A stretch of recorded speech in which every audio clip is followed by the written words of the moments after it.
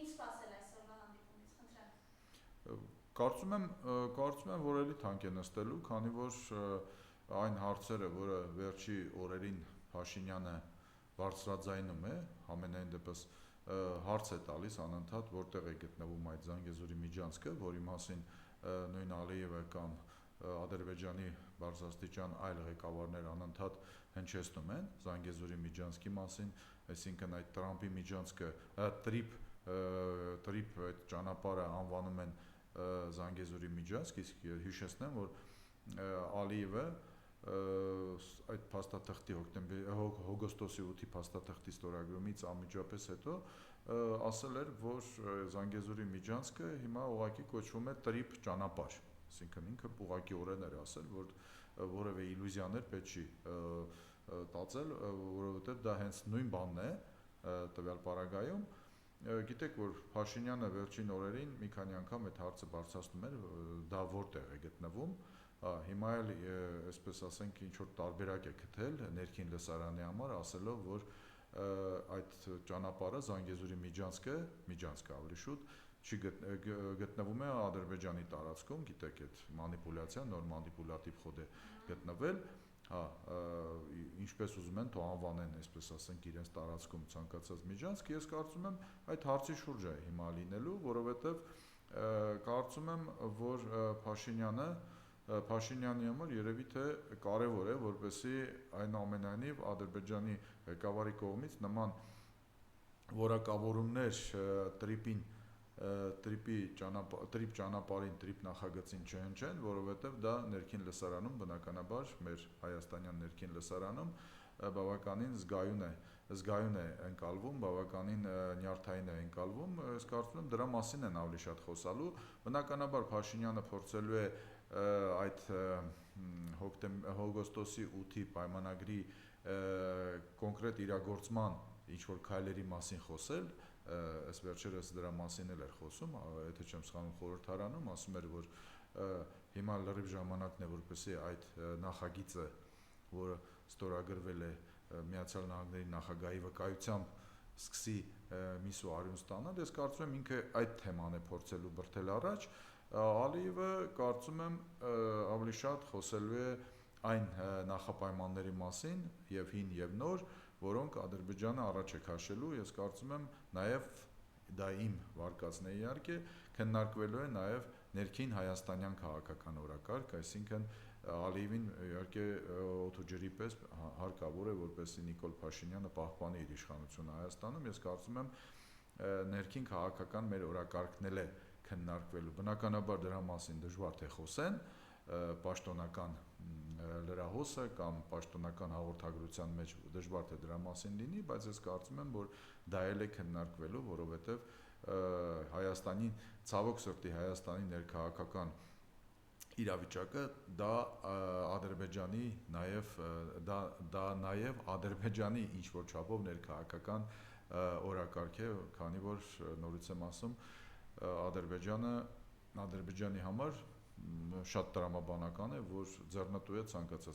ցանկացած եղանակով Հայաստանում պահպանել Նիկոլ Փաշինյանի եւ իր քաղաքական խմբի իշխանությունը։ Խոսեցինք միջանցքի մասին, բայց ըստ էության ԵԽԽՎ-ում գերմանացի պատգամավորի կողմից պայթեցվեց այն սուտը, որ իրենք չեն հանձնել միջանցքը,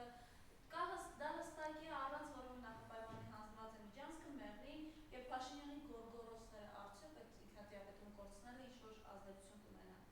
Գիտեք, ընդհանրապես այստեղ խնդիրը նրանում չէ, թե որ ինչ-որ մի պատգամավոր գերմանացի կլինի, թե այլ երկրի ներկայացուցիչ այդ նախագիծը անվանել է Զանգեզուրի միջանցք, խնդիրը նրանում է, որ այդպես է ընկալվում աշխարհում, միջազգային ասպարեզում այդ հոգոստոսի 8-ի ստորագրված փաստաթղթերը, դրա արդյունքում հռչակված այդ նախագիծը, տրիպը,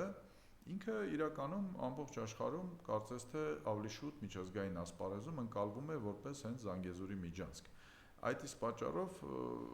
պատգամավորը որևէ պատգամավոր դրա մասին խոսե, թե որևէ մի այլ պաշտոնյա խոսի, միջազգային ասպարեզում դա են ընկալում, այդպես են ընկալում, անկախ նրանից թղթի վրա, նույնիսկ թղթի վրա ինչ է գրված առհասարակ, որովհետև բոլորն էլ հասկանում են, որ այն ինչ գրված է թղթի վրա, դա, այսպես ասենք, երևացող կողմն է, շատ ավելի կարևոր է, թե ինչ են իրականում պայմանավորվել իրականում դետալների մեջ է ամբողջ խնդիրը, և ասեմ ձեզ, որ ընդհանուր առմամբ երևի թե միջազգային ասպարեզում իրավունք ունեն ընկալել տրիպը որպես Զանգեզուրի միջանցք, որովհետև դրա մասին հայտարարում է Ադրբեջանի նախագահը, իսկ պրակտիկան ցույց է տվել, կյանքը ցույց է տվել 20 թվականից այս կողմ, որ այն ինչ որ ասվում է Հայաստանում դա որևէ էական նշանակություն չունի, այլ իրականում նյուզմեյքեր է հանդիսանում և քաղաքական որոշումները կյանքի է կոչում իրականում Ադրբեջանը, ցավոք սրտի եմ դա ասում, և այն ինչ որ հնչում է Ադրբեջանից, դրանք են իրականում մոտ ճշմարտությանը, եթե չասեմ, որ հենց դրանք են ճշմարտությունը, ցավոք սրտի եմ, նորից եմ ասում, որովհետև մենք ավելի շատ հիմա ստիպված ենք հավատալ այն պնդումներին, այն գնահատականներին, որոնք հնչում են մեր հակառակորդի կողմից, այսպես ասեմ, իսկ այնտեղից շատ հստակ հնչում է, որ սա Զանգեզուրի միջանցք է, Զանգեզուրի միջանցք է, որ կան Հայաստանը ունի դեռ տնային աշխատանք կատարելու խնդիր կապված մասնավորապես սահմանադրության փոփոխության հետ, սա ես հիմա ուղղակի արդեն ինչ-որ չափով անդրադառնում եմ խաղաղության պայմանագիր կոչվող այդ ֆարսին և այլն, Բայց խաղաղության մասով, այսինքն ըստ էության ադրբեջանական կողմը, այլ թուրքական կողմը, այլևս անդակից խոսում են այն մասին, որ ինչ խաղաղություն, ինչպես դուք եք սիրում ասել, հայերը իրենց սրի վրայի մնացորդներն են։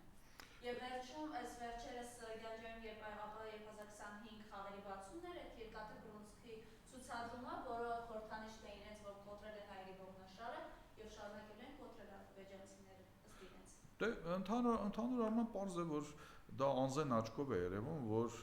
նույն Ադրբեջանի խոսույթը, Ադրբեջանի բառապաշարը, որը վերաբերում է Հայաստանին, հայաստանյան իրականությանը, Հայաստանի հետ հարաբերությունները բացարձակապես չի փոխվել առհասարակ, այսինքն այն նախապայմանները, որոնք դրվում էին, մասնավորապես օրինակ նույն այդ ասենք 350,000 փախստականների վերադարձի հետ կապված Հայաստանի տարածք, իրենց, այսպես ասենք, նախկին ապրելու վայրեր եւ այլն, դա օրակարգից չի դուրս եկել առհասարակ, այսինքն նույնիսկ եթե համարենք, որ խաղաղության պայմանագրի նախաստորագրումը դա արդեն իսկ խաղաղություն է բերել, դա մենք տեսնում ենք, որ բացարձակապես որևէ խոսույթ չի փոխվել, որևէ նախապայման հետ չի քաշվել առանձնապես, Զանգեզուրի միջանցքը այդ բանի մասին, որակավորման մասին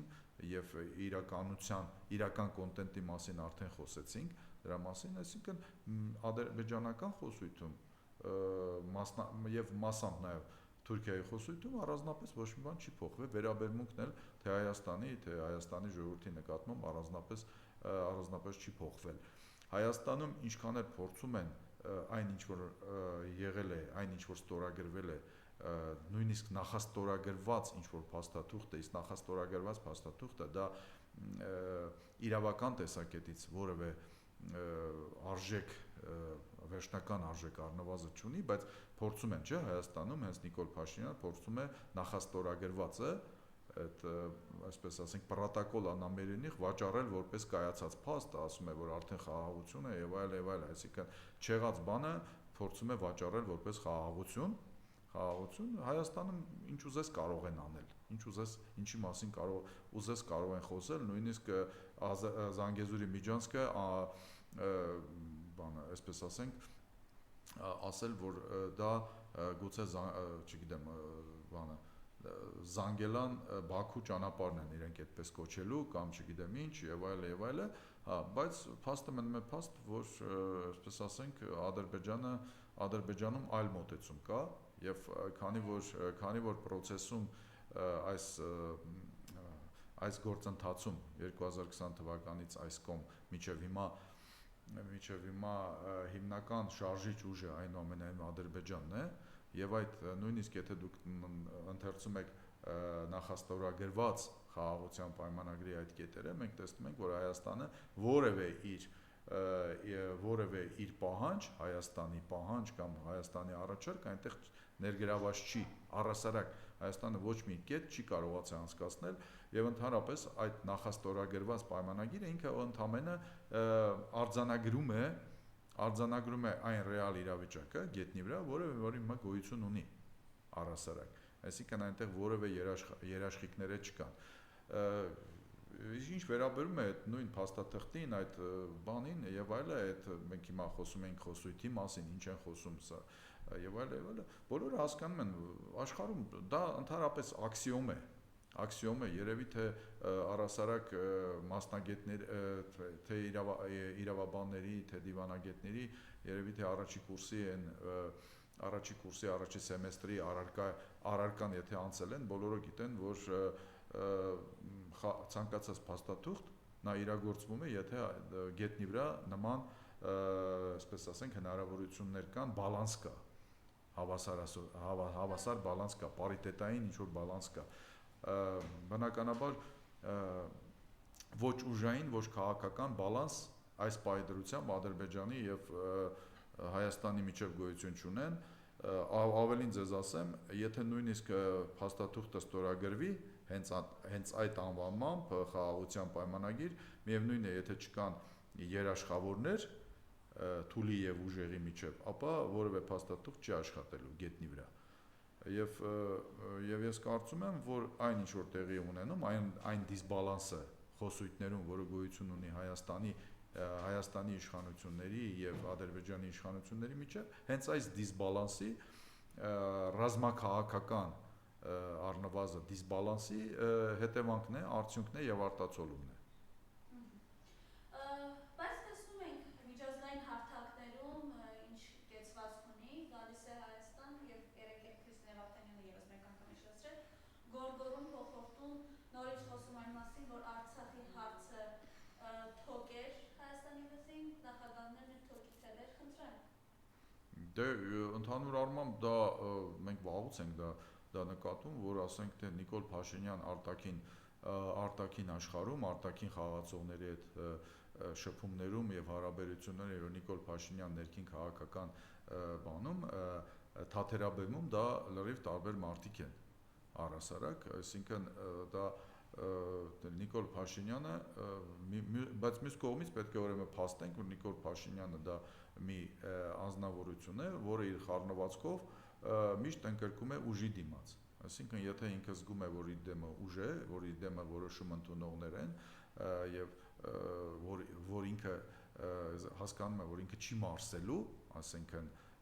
թե ասածը, թե արածը արտաքին խաղացողների հետ շփումներում, ապա ինքը բավականին, ինչպես բոլորը բնորոշում են, այսպես խեղճացած անձնավորություն է։ Հայաստանի ներսում, ասենք նույն պարլամենտում ինքը, այսպես ասենք, քանի որ գոնե իր ընկալմամբ լուրջ հակադրություն չունի, այսինքն անհանգստանալու իր պատկերացմամբ որևէ բան չունի, ինքը ըստ էության անում է ինչ ուզում է, ասում է այն ինչ ուզում է, նույն երեկոյի ընթացքում, ասինքն այդ ելույթի իր հարց ու պատասխանի ընթացքում կարող է եւ հակասել մի հարցին պատասխանելով մյուս հարցին պատասխանի ժամանակ, այս առումով ըստ էության մենք գործ ունենք այդպիսի մի գործչի հետ, որը որ դրսում եւ ներսում դա լրիվ տարբեր վարքագիծ ունեցող, տարբեր գործիչ է, տարբեր խառնվածքի, տարբեր վարքագիծ ունեցող գործիչ է, այսպես ասենք, եւ բայց ամեն դեպքում իր համար կարծես թե շատ ավելի կարևոր է որպեսի այն ազդակները, որոնք հնչելու են դրսից, իրենք այդ ազդակները ինքը ավելի շատ փորձում է օգտագործել ներքին քաղաքական պայքարում, այսինքն իր համար այդքան հետաքրքիր չի, այդքան ճակատագրական չի, այդքան սկզբունքային չի պետության շահը, որքան ասենք ներքաղաքական զարգացումներում, որքանով արտաքին քաղաքական ազդակները կարող են նպաստել իր իշխանության պահպանմանը։ Եթե այտենց կարգախոսային սենց հիմա բնորոշեմ Նիկոլ Փաշինյանի քաղաքական կրեդոն այս ժամանակաշրջանում, այս քաղաքական ժամանակաշրջանում, ապա իր համար ինքը կարգախոս ունի ամեն ինչ առաջիկա ընտրություններում հաղթանակի համար եւ ցանկացած գնով, այսպեսի մոտավորապես կարգախոսով։ Այն ինչ մենք տեսնում ենք այդ բանը, այսպես ասենք, ներվային կեցվածքը ԵԽԽՎ-ի ամբիոններում կամ չգիտեմ այլ ամբիոններում, դա նույնպես զուտ ներքին լսարանի համար է։ Դա դուք հարց տվեցիք, որքանով դա կազդի, հարց տվեցիք, ես հիմա պատասխանեմ այդ հարցին, որքանով իր այդ բաներով, այսպես ասենք, հայրենասիրական պորտկումները, չգիտեմ, այդ էմոցիոնալ ելույթները կազդեն արտաքին լսարանների վրա,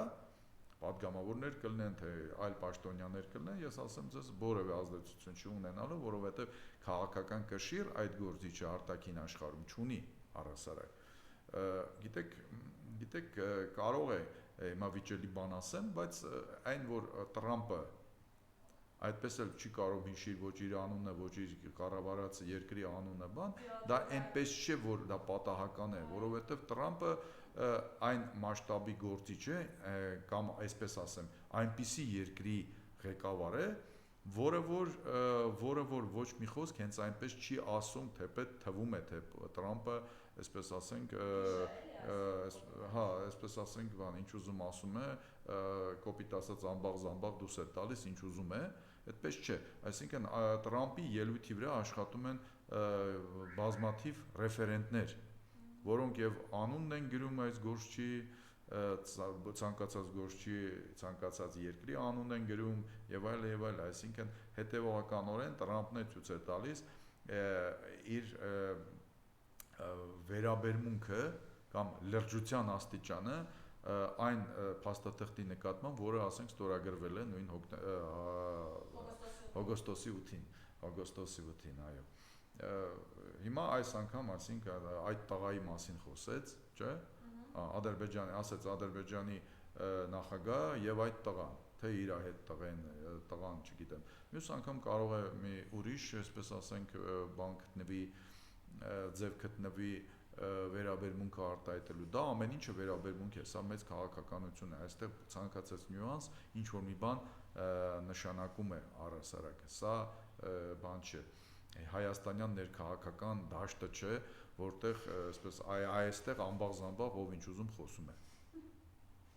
Այդուհանդերձ նորից գալով Արցախի ԵԽԽՎ-ում նաև խոսեց այն մասին, որ Լեռնային Ղարաբաղի հաստատականների վերադարձը այս փուլում վտանգավոր չի լինելու, ես դա պաշտոնապես եմ հայտարարում, խնդրեմ։ Դե ընդհանրապես, գիտեք,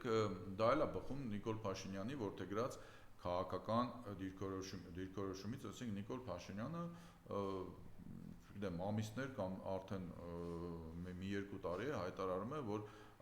Արցախյան շարժում, Ղարաբաղյան շարժում, ինչպես ինքն է ասում, Հայաստանում այլևս չի լինելու, այդ էջը փակված է, բոլոր հարցերը փակված են եւ իրավաբանորեն, ավելի շուտ քաղաքական եւ իրավաբանորեն այդ հարցը ըստ էության ինքը փորձեց փակել, համենայն դեպս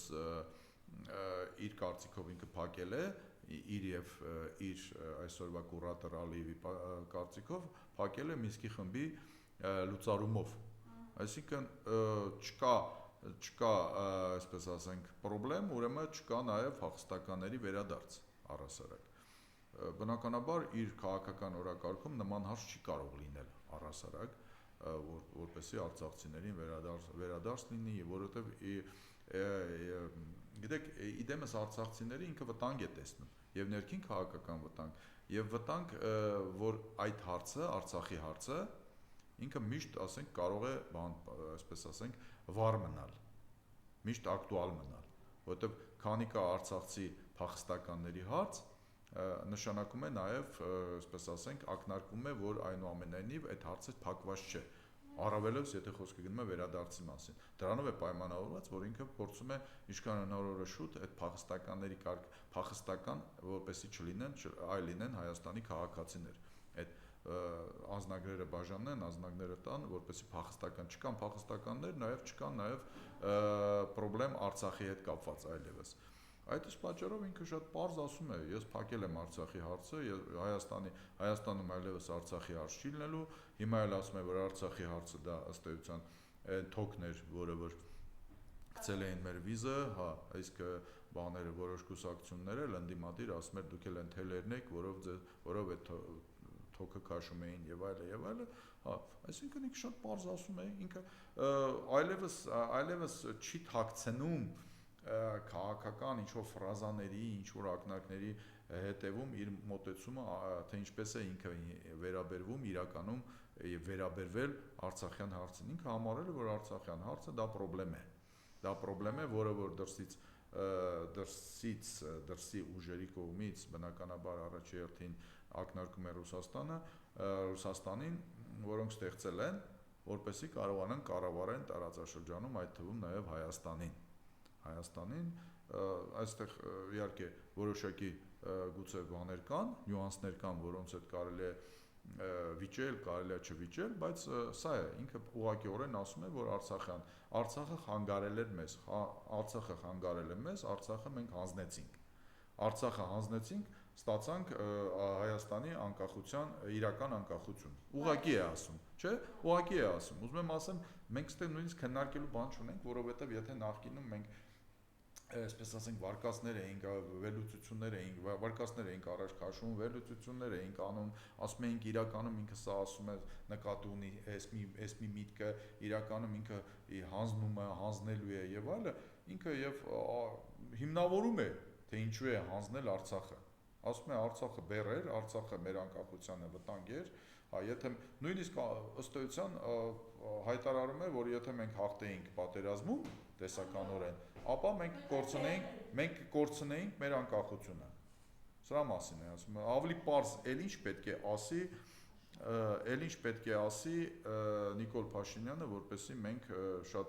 հստակ պատկերացում եւ գնահատական ունենանք այն process-ների մասին, որոնք տեղի ունեցան, որպեսզի պատկերացում ունենանք, թե ինչու այսպես ամեն ինչ ձևավորվեց, թե ինչու մենք խաղաղությունը պարտվեցինք 18 թվականից 20 թվականին, մտանք պատերազմի մեջ, պարտվեցինք պատերազմը, իսկ պատերազմից հետո նաև պարտվեցինք հնարավոր խաղաղությունը եւ ունենք այսօր այս վիճակը, որը ունենք։ Գալով ներքին իրականություն, պարոն Հակոբյան, այսպես հա, Հայաստանում ընդդիմադիրները կամ բանտվում են, կամ սպանում, անդադար տպվում է այս օրերին, Թարաքյալի համայնքապետի ողբերգական սպանությունը, խնդրեմ ինչ է տեղի ունենում, վախի մթնոլորտ արդյոք ստացվում է թե ոչ, եւ երեք էլ շվիանցում սպասվում են առաջիկայում ընտրություններ, այսպես որ ամբողջի մեջ տամ այս համայնքների հետ կապված, երեք է տեսակ ազգային ժողովում, որ ինչպես հարձակվեց Վարդան Ղուկասյան անձի դեմ, խնդրեմ։ Տեսեք, ընդհանուր առմամբ Հայաստանում, երբ իշխանությունը արդեն տարիներ շարունակ ասում է, որ Հայաստանը դա ժողովրդավարության բաստիոնն է, վերջին բաստիոնն է, որ Հայաստանում ընտրությունները, այսպես ասենք, չեն կեղծվում, Հայաստանում ընդդիմադիրներն կարող են հաղթել ընտրություններում, Հայաստանում, եթե պրակտիկ առումով խոսենք, Հայաստանում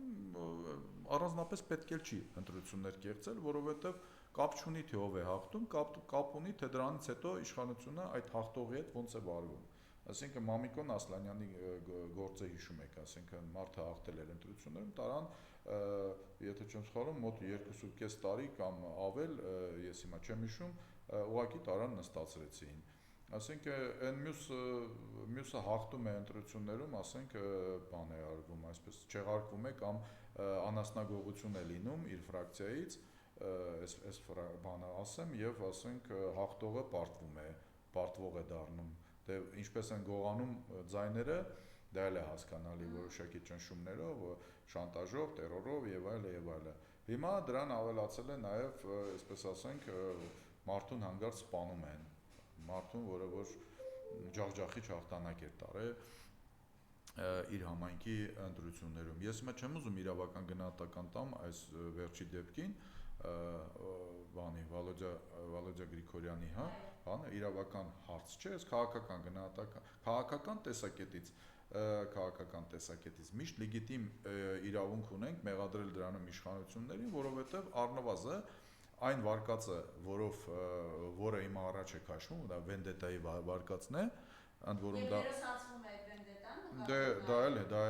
էլ հետ է, այսինքն հերոսացնում է կամ բացատրվում է, որ դա ամեն ինչը բնական էր, ոչ մի քաղաքական բան չկա, հա, իդեպ հենց առաջի վարկածը, որը որ իր Facebook-յան չեմ սխալվում, բանում գրառման մեջ Նիկոլ Փաշինյանը տվել էր, հենց դրա մասին էր, ես այդ ժամանակ ասացի կամ ինքը արդեն գիտի դրդապատճառը առաջի րոպեներին, երբ հարցրեցին լրագրողները, ասացի կամ ինքը արդեն գիտի դրդապատճառները, այսինքն քննչականը իրեն արդեն քննիչները իրեն զեկուցել են, կամ ինքը, այսպես ասենք, ուղղորդում է, որպեսզի այդ ուղղությամբ տանեն։ Հիմա եթե այստեղ հարց է առաջանում, չէ՞, իսկապես, եթե դուք տոտալ գաղտնալսում եք բոլորին, դա մենք տեսել ենք, դա մենք լսել ենք այդ գաղտնալսումները, այլ հարց է մոնտաժված է, չմոնտաժված է, ինչ աստիճան է մոնտաժված, դա էլ է փաստ, չէ՞, որ մոնտաժված էր ամեն դեպքում, հա, բայց դուք ըստ էության ցույց եք տալիս, որ տոտալ գաղտնալսում եք։ Այդ դեպքում դուք գիտեք, որ այդ համայնքում կա բավականին լուրջ լարված իրավիճակ, լուրջ խնդիրներ եւ այսպես կոչված կենցաղային հողի վրա եւ դա համեմվում է նաեւ որոշակի քաղաքական, հա, բանի հետ, այսինքն այնտեղ սիմբիոզ է, sense հիբրիդ է, այսօրվա մոդայի խոսքով ասեմ, հիբրիդային իրավիճակ է։ Այդ դեպքում, այսինքն ինչի՞ չեք գաղտնալսում պոտենցիալ կրակողին, այսպես ասեմ, եթե ամեն ինչ բան։ Այսինքն այստեղ լեգիտիմ իրավունք կա կասկածելու, որ իշխանությունը այստեղ լավագույն մեղմ ասած անգործության էր մատնված կամ ցանկություն չուներ։ Հիմա այստեղ հարց է առաջանում, եթե օրինակ այդ համայնքապետը, սպանված համայնքապետը լիներ իշխանության ներկայացուցիչ եւ նմանատիպ իրավիճակ լիներ, այսինքն վտանգավոր իրավիճակ լիներ, իշխանությունը արդյոք նույնչափ անտարբեր կլիներ նրա անվտանգության հանդեպ։ Ես կարծում եմ, ես իմ կարծիքն եմ ասում, կարծում եմ ոչ։ Այդ իսկ պատճառով հիմա երբ մենք խոսում ենք ներքին իրավիճակի մասին, նորից եմ ասում, Հայաստանում կապ չունի ով է հաղթում, ով է պարտվում։ Կարևոր է ընտրություններից հետո իշխանությունը այդ հաղթողի նկատմամբ ինչ վարքագիծ է դրսևորում, նստեցնում է, անվտանգությունը թողում է, բաց թողի վիճակում է թողում, ասենք սկսում է իր այդ հաղթողի ավականու որևէ անդամի ճնշման միջոցով իր կողմ քաշել եւ այլն։ Այդ պատճառով է, եթե այդ պարագայում պետք չի որևէ ընտրակեղծիքներով զբաղվել, որովհետեւ արդյունքը ըստ էության որևէ նշանակություն չունի։ Բայց մենք տեսնում ենք, որ այս մասով շատ են այդ քննարկումները, թե ինչքանով է ներգրաված այս ամենում ԿՊ-ն, վստահ դուք եք հետևում նախկին համայնքապետի Մհեր Ախտոյանի հետ կապված այս ամեն ինչը, սա ազդակ է մյուս համայնքների եւ սա ստեղծում է վախի մթնոլորտ։ Գիտեք, ես կարծում եմ իհարկե ֆոնային առումով դա որոշակի անհանգստություն դեռևս իրենց պաշտոններում գտնվող համայնքապետերի համար, ընդդիմադիր համայնքապետերի համար կամ ոչ իշխանական համայնքապետերի համար կարող է թողել, ֆոնային առումով բնականաբար իրենք անհանգստանալու լրիվ բոլոր առիթները ունեն, դա կարող է լինել նաև ազդակ, դա նաև ազդակ է եւ նախընտրական այս արդեն շրջանում, որում մենք հիմա ապրում ենք, ցանկացած նման ազդակ, ցանկացած նման նյուանս, նման ակնարկ ինքը բնականաբար առանձնակի նյարդային մթնոլորտ է, նյարդ է մտցնում խաղի մեջ, առանձնակի նյարդ, որը որ կարող է նաև պրովոկացիա լինել, որովհետև գիտեք, ամեն դեպք առանձնահատուկ է, այսպես ասենք, այստեղ ասենք իրոք կարող է լինել նաև վենդետայի հիմնական դրդապատճառը լինել վենդետան, նորից եմ ասում, ես իրավական գնահատական, քաղաքականի մասին ես արդեն ասացի։ Հիմա պարզ է, որ եթե երկրում համայնքապետեր են սպանվում իշխանության բաց թողի վիճակում, անիշխանության, ես ասեմ, իրավիճակում, պարզ է, որ որևէ ընդդիմադիր, առավելևս ընդդիմադիր համայնքապետ, որը որ պոտենցիալ վարչական ռեսուրսի տեր է, տվյալ համայնքում, ինքը չի կարող, ես կարծում եմ, լրիվ իրեն հանգիստ զգալ եւ անվտանգ։ Իսկ երեք այդ ազգային ժողովում, որ արանքային հարցակցված Վարդան Ղուկասյանի վրա, պատասխանը չուշացավ չնայած։ Դա էլ է նույն սերիայից, որովհետեւ Վարդան Ղուկասյանը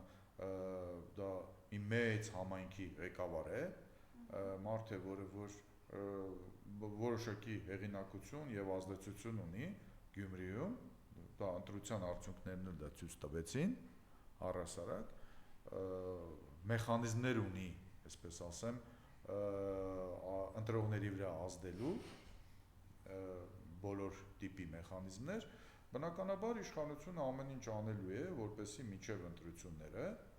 հերթական կամ արտահերթ ընտրությունները, իր ձեռը վերցնել նաև իշխանությունը հանրապետության երկրորդ քաղաքում։ Հիմա տեսնում ենք, որ ասենք հիմա ձերբակալել են Վարդան Ղուկասյանի որդուն, դա բնականաբար փորձում են ճնշում գործադրել, ճնշել այսօր քաղաքապետի վրա։ Հիմա այդ ճնշումը եւ ուղղակի կարող է լինել եւ կարող է, ասենք, այդ իր տղան, Վարդան Ղուկասյանի տղան, ըստ էության որպես զալոժնիկ, այսպես ասեմ, դիտարկվել, այս բառով ասեմ, այսինքն դառնա փորձեն, այսպես ասենք, սակարկություններ անել, ասենք նույն Վարդան Ղուկասյանի հետ։ Ես կարծում եմ չի ստացվել, դրանով է պայմանավորված երեկվա Նիկոլ Փաշինյանի ուղղակի հարձակումը փաստացի Վարդան Ղուկասյանի վրա, ավելին ասեմ, այդտեղ կար նաև ուղղակիորեն քաղաքական պատվեր, կարծում եմ իրավական համակարգին, որպեսզի զբաղվեն նաև քաղաքապետով, բայց քանի որ Վարդան Ղուկասյանը բավականին փորձված արդեն գործիչ է, փորձված մարդ է, բոլոր առումներով, այսինքն եղել է եւ իշխանության մեջ, եւ իշխանությունից դուրս, եւ տարբեր, այսպես ասենք, հարաբերությունների մեջ է եղել, տարբեր մակարդակի հարաբերությունների մեջ է եղել որոշում ընդունողների հետ, ինքը ես կարծում եմ իր համար դա բնականon ռեժիմ է հիմա, այդ իսկ պատճառով ինքը ես նայեցի նաև իր պատասխանը, պատասխանը նույնպես բավականին կոշտ էր, բայց միևնույն ժամանակ կարծում եմ հանգիստ պատասխան էր, մի քիչ վստահ պատասխան էր, այդ եմ ասում, իր համար այս վիճակը, այսինքն երբ որ ասենք գնում ես քաղաքապետի ընտրություններ ընդդիմադիր դիրքերից, դու միշտ հաշվի ես նստում, թե ինչ կարող է լինել հետագայում, որովհետև նախադեպեր շատ են եղել, ես հիմա հիշեցի Վանաձորի դեպքը, ուրիշ դեպքեր է կարող ենք հիշել, այսինքն մարդիկ շատ ուրիշի փորձնել են հաշվի առնում, որ իրենց վրա նման ճնշումներ լինելու են, չեմ կարծում, որ դա ընդհանրապես որևէ մեկի համար շատ մեծ անակնկալ է, թե իշխանությունը այսօր ինչպես է վերաբերվում Գյումրիի այսօրվա քաղաքապետին։ Եթե Գյումրիից խոսեցինք, Միքայել Սրբազանի մասով, 2 տարի 6 ամիս է պահանջում դատավորը, խնդրեմ դատախազը։ Դե ընդհանրապես, գիտեք, ինչ որ վերաբերում է որոշ քաղաքական հետապնդումներ, քաղաքբանտարկյալների գործերին, ապա այդտեղ ակող է ամեն ինչը, դա վերաբերում է եւ Միքայել Սրբազանի գործին, տվյալ պարագայում։ Ես դեռևս չեմ անդրադառնում Բագրատ Սրբազանի եւ այլ բան, այստեղ մի քիչ ուրիշ թեմա է, բայց զուտ այսպես արտահայտած խոսքի համար, արտահայտած մտքի համար այսօր մենք ունենք 2 քաղաքբանտարկյալ ուղղակիորեն, մեկը Միքայել Սրբազանն է, մյուսը Սամվել Կարապետյանն է, որոնք զուտ իրենց քաղաքական հայացքների համար այսօր գտնվում են բանտում, ուղղակիորեն զուտ քաղաքական վերաբերմունքի համար, եթե Միքայել Սրբազանը նույնիսկ մենք կարող ենք ուղղակիորեն ասել, որ ինքը քաղաքական բանտարկյալ է, քանի որ խոսքի ազատությունն է խախտվել Հայաստանում, այսինքն մարդը իր տեսակետն է հայտնել ուղղակիորեն, քաղաքական տեսակետը, իր քաղաքական նախասիրությունների մասին է հայտնել եւ իրեն տարել են կալանքի հետ ձերբակալել են, հետո տարել են կալանքի, հիմա էլ դատում են, դա կլասիկ քաղաքական հետապնդում է, կլասիկ, այսպես ասենք, ապա Սամվել Կարապետյանի դեպքում նույնիսկ ես միշտ ասել եմ, որ այն հայտարարությունը, որի համար իրեն բանտ են նստացրել, ընդհանրապես նույնիսկ ես չէի որակի որպես քաղաքական, դա խեղճի ազատության հարց էր ավելի շուտ, որովհետև այնտեղ նույնիսկ չկար քաղաքական հայտարարություն, էլ չեմ ասում կոչ, որի համար իրեն բանն։ Այսինքն, երբ հարց եք տալիս Միքայել Սրբազանի գործով, այստեղ աղաղակող, այսպես ասենք, բան է, քաղաքական հետապնդում է մարդու քաղաքական հայացքների համար, զուտ մարդու քաղաքական հայացքների համար, այստեղ ավելացնելու նույնիսկ բան չկա, հիմա 2 տարի 6 ամիս կուզի դատախազը, թե 4 տարի, 4.5 տարի կուզեր, այստեղ կարևոր չէ, այստեղ քաղաքականն է կարևոր, ենթադրում եմ, որ կարող են փակի մեջ պահել, այսինքն ամեն ինչ անել, որպեսզի գոնե մինչև ընտրությունները, եթե խոսքը հերթականի մասին է, Միքայել Սրբազանը հնարավորություն չունենա, այսպես ասենք, ազատ գործունեություն ծավալել բանից դուրս։ Ես ենթադրում եմ, որ դրան են տանում։ Եթե չեմ սխալվում, իր փաստաբանն էր ինչ-որ մոտորապես այդպիսի վարկած ասում, փաստաբանները, գիտեք, իրենք փորձված ժողովուրդ են իրավաբանները, իրենք շատ լավ գիտեն մեր դատական համակարգում ինչպես է աշխատում, ով է այնտեղ այդ թելերը, ինչպես Նիկոլ Փաշինյանն էր երեք ասում է, թոք գցողը ով է եւ թելերը ով է բանանում եւ ինչ որ բան լսած են լինում միշտ իրականում, որովհետեւ թե դատախազները եւ թե մնացածները իրենք այնուամենայնիվ իրար հետ են շփվում շատ դեպքերում եւ շատ դեպքերում բանից դուրս են պաշտոնական վայրերից դուրս, այսպես ասենք, ուրիշ շփումներ են ունենում։ Ընդհանուր այսօր քաղաքական դաշտում ինչ է տեղի ունենում, քպականները ինքնավստահ, մասնավորապես օրինակ Արմեն Սիմոնյանը խոսում են մասին, բանն հետ կիրակել դնել ամը չկա, իրենք գրած են, Ալեն անգամ իր նկարով է վստահ որ գրելու է, խնդրեմ։ Դե նախընտրական շրջան է, առասարակ, նախընտրական շրջանին տրամաբանությանը բնորոշ բոլոր էլեմենտներով, բոլոր հայտարարություններով, բոլոր շոուներով եւ այլն, այն ինչ որ տեղի ունենում, օրինակ երեք ասենք հարց ու պատասխանների ֆորմատում եւ այլն, դա մեկ դերասանի թատրոն է, որի հիմնական նպատակը դա նախընտրական կամպանիա տանելն է, ոչ միայն սեփական գիծը առաջ քաշելու, այլ փորձելով ասենք ընդդիմությանը նվաստացնել, վախացնել, հիմա նոր նարատիվ կա, չէ, ասենք օրինակ դաշնակցությանը բան անենք, ընդհանրապես արգել ենք, դա վերջի շրջանի նարատիվներից է, արգել ենք բանը, այսինքն գիտեք, ընդհանրապես այս իշխանությունը մի վարքագիծ ունի, մի գործելավոճ ունի, որը որ ամբողջ այս ընթացքում, այս 7 տարվա ընթացքում տանում է, իրենք փորձում են պատանդվեցնել, թեկուզ եւ իրական պատանդ եւ սպառնալիքների միջոցով, ասենք այդ պատանդ դառնալու վտանգը հնչեցնել։ Հիմա ասենք դաշնակցության հետ իրենք այդ լեզվով են խոսում, ասենք կոնսպիրոլոգներ, չգիտեմ ինչեր, այնտեղ բանով գաղտնի հավաքվողներ, ֆինանսավորողներ եւ այլն,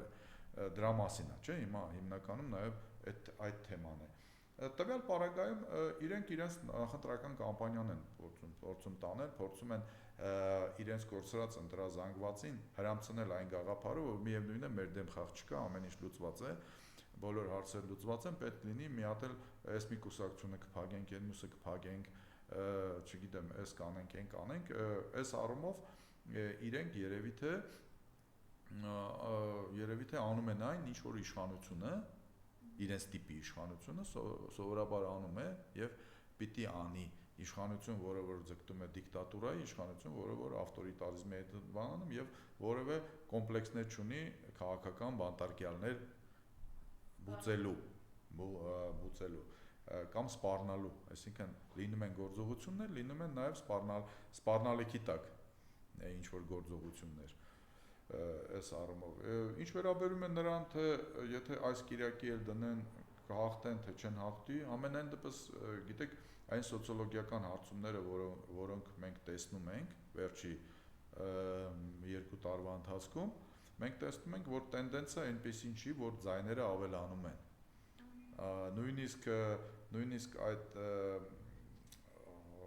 օգոստոսի 8-ից հետո այդ խաղաղության այդ տեսիլքը, որ միրաժը, իմիտացիան, որ բերեցին երկրի ներս եւ ասում են խաղաղությունը արդեն կա եւ այլն, մենք տեսանք, որ լավագույն դեպքում 2-3% էֆեկտ էր ունեցել, այն էլ այդ պահին։ Հիմա երբ ասենք կրքերը հանդարտացել են, բոլորը տեսնում են ինչ է, ասենքն որ դա բացարձակապես, այսպես ասենք, բաներ, ինչպես ասում են, կոնֆետի թուղթեր, փայլող թուղթեր, ուղղակի ցույց տվեցին, այո, ասենքն իմիջիայլոց Փաշինյանի այս բաները, ներվային պահվածքը կապված Զանգեզուրի Միջանցքի հետ ցույց է տալիս, որ ասենքն բանը այդ խաղաղությունը այնուամենայնիվ չի եկել, այսինքն հարցերը ավելի շատանում են, քան կար նույնիսկ մինչև օգոստոսի 8-ը, որովհետև եթե խաղաղություն կա, ինչու ասենք բան խոսույթում տարբերություն կա։ Եթե իրար վրա դեռևս չեն կրակում, ինչ պատճառներով ելնելով, հա, դեռ չի նշանակում, որ խաղաղությունը կա, որովհետև ցանկացած պահին, եթե հիմա օրինակ Միջանցքի շուրջ իրոք լուրջ բանավեճ լինի,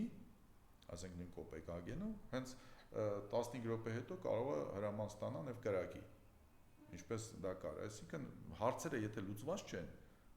եթե նյուանսներում լուծված չեն, այսպես ասենք, մանրուքները լուծված չեն, ուրեմն լուծված չի ոչ մի բան։ Դա աքսիոմ է էլի դիվանագիտական։ Այսինքն սատանան մանրուքների մեջ է։ Եթե ամեն ինչ պայմանավորված չի, ուրեմն պայմանավորված չի ոչինչ։ Սա է կանոնը ընդհանուր առմամբ։ Հիմա եթե իրենք համարում են, որ իրենք եթե հիմա էլ դրվեն, ասենք մյուս կիրակի, այս կիրակի էլ դրվեն, ապա կհաղթեն, թող դրվեն, բա ինչու չեն գնում արտահերթ ընտրությունների այդ դեպքում, եթե այդքան վստահ են։ Ես կարծում եմ դա զուտ խոսույթ է, դա զուտ քաղաքական կամ նախընտրական հռետորաբանություն է, ավելին ես ասեմ, որ ես չեմ տեսնում այսօրվա ձայների, այսօրվա ռեյտինգների պայմաններում, որ Նիկոլ Փաշինյանը ունի լեգիտիմ հնարավորություն առանց այն էլ մեծ խախտումների միանձնյա իշխանությունը վերարտադրել իր։ Ես ասում եմ միանձնյա, որովհետև այո, կարող են լինել սատելիտ ինչ-որ կուսակցություններ, պսևդո ընդդիմադիր կուսակցություններ, պսևդո արևմտամետ ինչ-որ ուժեր, որոնք բնականաբար զուգահեռ Փաշինյանի հետ փորձելու են օգնել Փաշինյանին ձևավորել նոր իշխանություն, այո, փորձելու են։ Այսինքն այսօր նման ռեսուրսներ, նման բաներ, հողի գետնի վրա, ինչպես ասում են, նման հնարավորություններ դեռ չեն երևում, որ իշխանությունը կարող է մոտակա օրինակ կիրակի օրը տնի ու հաղթի, այսինքն 50+1 ձեն ունենա։ Ինչ վերաբերում է ընդդիմությանը, սա ընդդիմությանն էլ է վերաբերում, որ ընդդիմությունն էլ այսօր միանձնյա որևէ մեկը հաղթանակ չի կարող տանել, բնականաբար դա էլ է երևում։ Իհարկե մենք տեսնում ենք, որ կան լիդերներ, այսինքն նախընտրական այս բանը էլի սոցհարցումների վրա ենք ասում, մեր ընկալումների վրա ենք հիմնվում, այսինքն կա օրինակ նույն եթե Հայաստան դաշինքը հանդես է գալու մոտորապես այս ֆորմատով, կարծում եմ երևի թե այնուամենայնիվ որպես դաշինք մի կուսակցություն էլ հետը կլինի, այո, մենք տեսնում ենք, որ այսպես ասենք կայուն ձայներ ունեն եւ կա ընտրազանգված, որը որ մեծ հույսեր է կապում իրենց հետ, որպես ավելի շուտ իր լիդերի հետ, Ռոբերտ Քոչարյանի հետ կապված։ Ընդ որում ես կարծում եմ, որ հիմա որ դաշնակցությանը սկսել են այսպես ասենք թիրախավորել, այս պայմանավորված է ոչ այնքան նույնիսկ ես կարծում եմ դաշնակցության հետ խնդրեմ ունեն, որքան Քոչարյանի հետ, այսինքն դաշնակցության միջոցով, որպես դաշնակցությունը նաև Քոչարյանի հենասյուններից մեկը իրենք փորձում են այդ կուսակցությանը հնարավորինս կամ թույլատնել կամ մտկափոխ անել, եթե իրենք Քոչարյանի հետ են գնալու։ Այս ճնշումը ես կարծում եմ դրա հետ է պայմանավորված։ Այսինքն կա Հայաստան դաշինք, որը որ հայտարարել է, որ մասնակցելու է ընտրություններին, այսինքն հայտարարել է Քոչարյանը, որ մասնակցելու է ընտրություններին, ընդ որում ինքն էլ է հայտարարել, որ միանձնյա այսօր որևէ մեկը չի կարող իշխանություն վերցնել, որովհետև ուղղակի, այսպես ասենք, ռեյտինգները դրա մասին են հուշում, բայց կոալիցիա յետընտրական կարող է ձևավորվել։ Մենք տեսնում ենք, որ ձևավորվում է երկրորդ նաև պոտենցիալ ուժեղ բևեռը այդ Սամվել Կարապետյանի հետ կապված, որոնք մի փոքր այլ մարտավարություն են ընտրել, այսինքն իրենք փորձում են ընտրողների հետ աշխատել այն թեմաների շուրջ, որոնց շուրջ կա ընտրողների մոտ կա ընկալում, որ այս ոլորտում իրենք ուժեղ են, այս ոլորտում, տնտեսություն, սոցիալական ոլորտ եւ այլն, այսինքն ինչ էլ անունը դնեն, միևնույն է այդ կուսակցությունը, ապագա կուսակցությունը ինքը ընկալվելու է ուղղակիորեն Սամվել Կարապետյանի հետ, Սամվել Կարապետյանի անվան, այսպես ասենք, կուսակցությունն է, անկախ նրանից Սամվել Կարապետյանը կլինի ազատության մեջ, թե բանտում, ընդ որում։ Այսինքն մենք տեսնում ենք, որ այս երկու բանը ուժը, մեկը քաղաքական տեսակետից, ռադիկալ ընդդիմության դիրքերից, Քոչարյանի գլխավորած թիմը, մյուս կողմից Սամվել Կարապետյանի թիմը, իրենք աստիճանաբար, այսպես ասենք, թափ են հավաքում, թեպետ բան չեն։ Մենք տեսնում ենք, որ այլ պրոցեսներ են գնում, հիմա մենք տեսնում ենք իմպիչմենտի շուրջ էլ կա որոշակի համաձայնություն եւ ես կարծում եմ դա հնարավորություն է տալիս, որպեսզի ընդդիմության այլ թևերն էլ ինքնադրսևորվեն։ Ես խոսում եմ նրանց մասին, հաստատին, որոնք արդեն հայտարարել են, որ մասնակցելու են ընտրական գործընթացներում, մյուսները դեռևս չեն հայտարարել։ Բայց ես կարծում եմ դեռ նոր ուժերը կձևավորվեն, նոր կոալիցիաներ կձևավորվեն փոքր հիմնականում։ Չեմ կարծում, որ այնուամենայնիվ ընդդիմությունը մեկ sense բանով է գնալու, մեկ շարասյունով է գնալու, դա շատ տեսական հարց է, բայց ես կարծում եմ ավելի շուտ մենք մոտավորապես կունենանք այն սխեման, որը որ ի վերջո հաջողությամբ իրականացվեց, ասենք, նույն Գյումրիում։ Իհարկե այնտեղ իր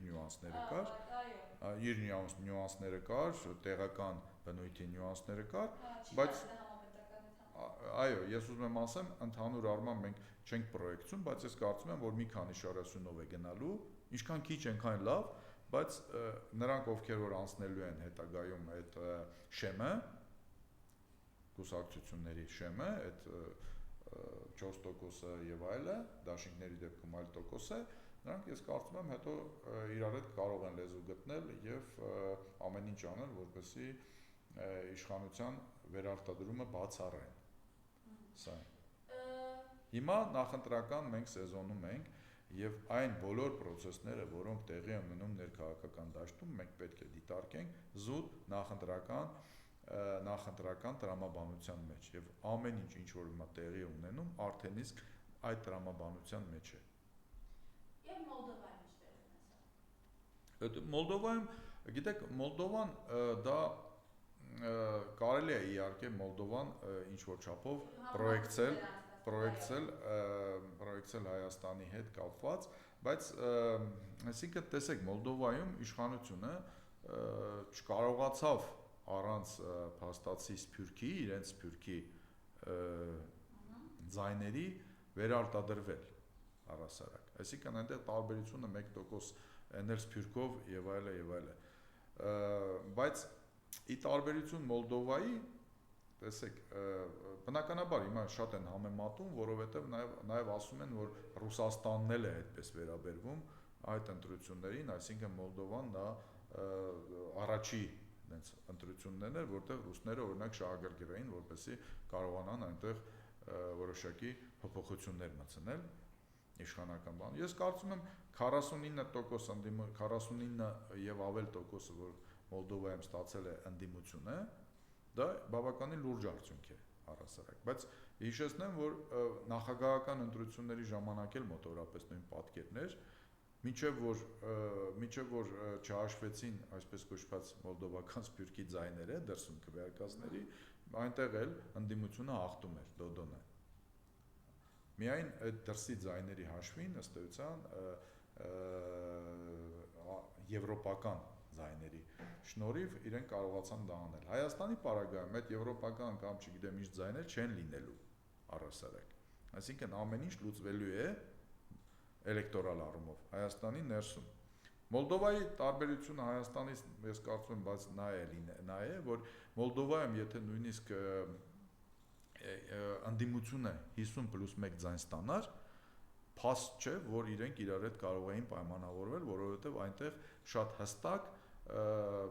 ընտրությունները անցել են պրոարևմտյան, պրոռուսական այս բանով ֆորմատում, հա, սև-սպիտակի, այսպես ասենք, բայց պրոարևմտյան, պրոռուսական ֆորմատում։ Պրոռուսական կուսակցությունը Դոդոնի գլխավորած ստացել էր 26%-ից ավել։ Դա քառորդն էր ձայների, բայց ասենք մնացած ընդդիմադիրները իրենց աշխարհայացքով ավելի շատ պրոարևմտյան էին։ Այսինքն այնտեղ փաստ չի։ Այստեղ ես կարծում եմ, թեպետ փորձելու են աշխարհաքաղաքական sense բանով ռակուրսով տանել ընտրությունները, հա, սա պրոարևմտյան է, սա պրոռուսական է, ես չեմ կարծում, որ այնուամենայնիվ դա դոմինանտ գործոնն է լինելու ընտրողների որոշման վրա ազդելու առումով, չեմ կարծում։ Այստեղ ավելի շատ դոմինանտ է լինելու ընդդիմադիրը թե իշխանություն, պատերազմ է ուզում թե խաղաղություն կամ անվտանգային ինչ այլընտրանքային մոդել է առաջարկում ընդդիմադիր այս կամ այն ուժը, որը որ կարող է իսկապես այլընտրանք լինել Նիկոլ Փաշինյանի կապիտուլյացիոն խաղաղության կոնցեպտին։ Եվ այս առումով ես կարծում եմ, որ քանի որ Հայաստանում չեմ կարծում, որ նորից եմ ասում, ապագա ընտրություններում գլխավոր դոմինանտ գործոնը, որը ազդելու է ընտրողների վարքագծի վրա, լինելու է զուտ աշխարհաքաղաքական, այսպես ասենք, վեկտորի նախասիրությունը, ես կարծում եմ այստեղ այն ընդդիմադիրները, որոնք անցնելու են խորհրդարան, իրենք նման խոչընդոտներ, ինչպես Մոլդովայում կարող է լինել, չեն ունենալու։ Շատ ավելի լոյալ են լինելու կամ տոլերանտ են լինելու աշխարհաքաղաքական, այսպես ասենք, տարաձայնությունների հանդեպ։ Այստեղ եթե ստացվի մոտավորապես այն, ինչ որ Մոլդովայում ստացվեց, այստեղ շատ ավելի հեշտ է լինելու ընդհանուր լեզու գտնել բոլոր հարցերի շուրջ, ներառյալ ապագա վարչապետի շուրջ։ Շնորհակալություն, պարոն Հակոբյան։ Ես եմ շնորհակալ։